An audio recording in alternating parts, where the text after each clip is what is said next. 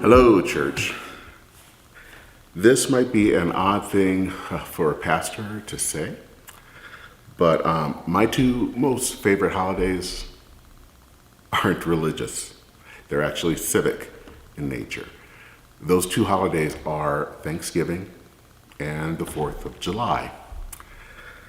I consider myself a patriot.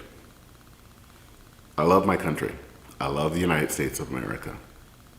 I love the fact that I can show my US passport, and I proudly show that wherever I go around the world. I love that every 4th of July I can listen, and I do listen to National Public Radio's Morning Edition, where all their news staff gets together and they say the Declaration of Independence.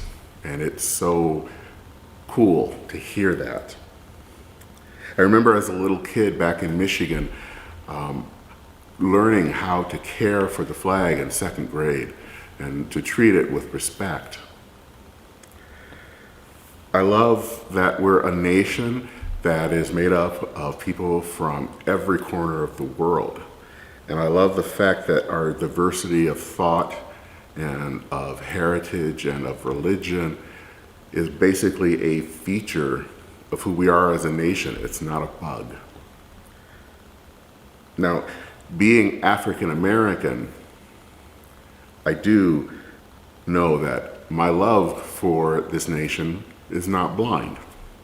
It has made mistakes, horrendous sins.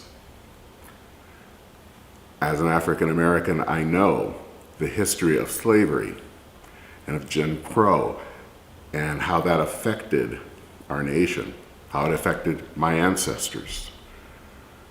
But I'm also thankful for people like the Reverend Dr. Martin Luther King, who reminded people and reminded our nation to hold fast to the words that were written in the Declaration of Independence and also the Constitution. I wholeheartedly agree with the writer James Baldwin, who said the following: "I love America more than any country in the world. And exactly for this reason, I insist on the right to criticize her perpetually." There's nothing wrong with being patriotic, with loving your country, as long as you keep the main thing the main thing. Now, I saw a tweet today that got me thinking. And these days it's hard to see something on Twitter that really makes you think. Some people would say that there was never a time that there was something on Twitter that would make you think, but this one did. It's attributed to Stephen Wolfe. He is a writer, and he has written a book that is called The Case for Christian Nationalism.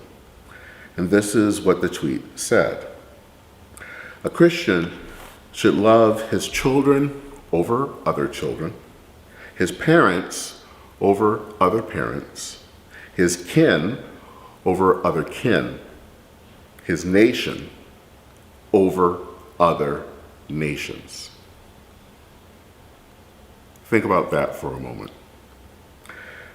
The main thing, what I was just talking about earlier, is that we serve Jesus Christ.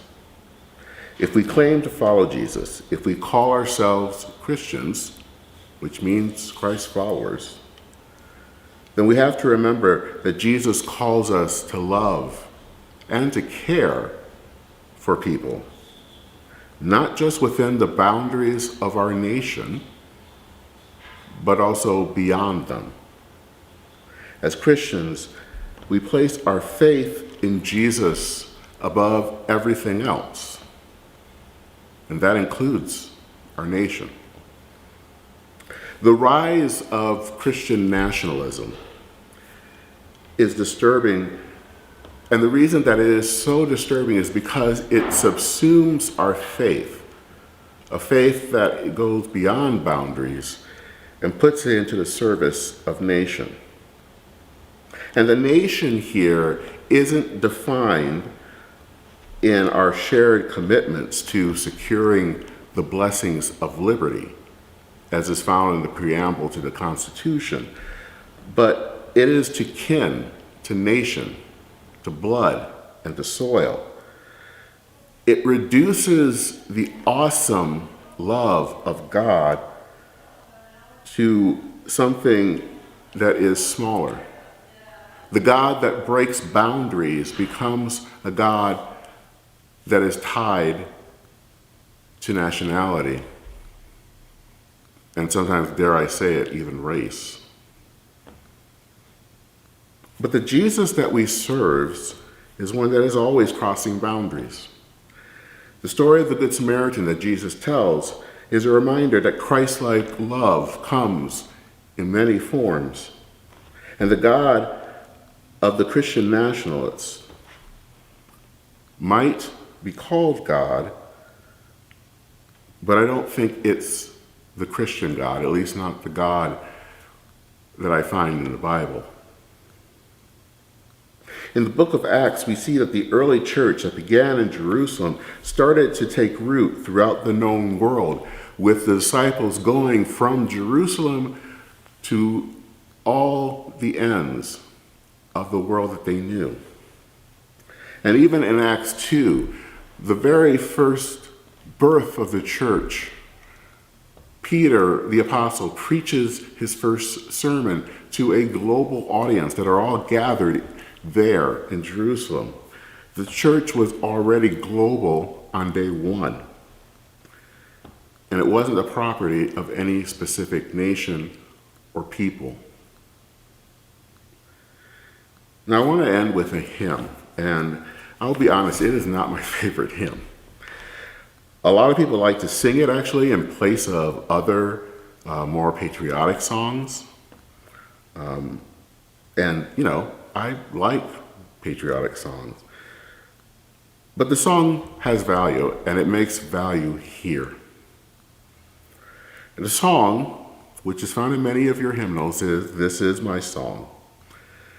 It's a song that talks about the writer's love of their country, but also a reminder that we are called to a higher love.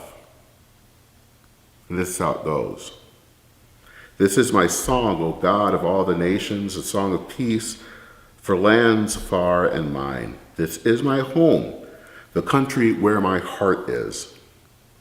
Here are my hopes, my dreams, my holy shrine. But other hearts and other lands are beating with hopes and dreams as true and high as mine. My country's skies are bluer than the ocean, and sunlight beams on clover, leaf, and pine. But other lands have sunlight too and clover, and skies are everywhere as blue as mine.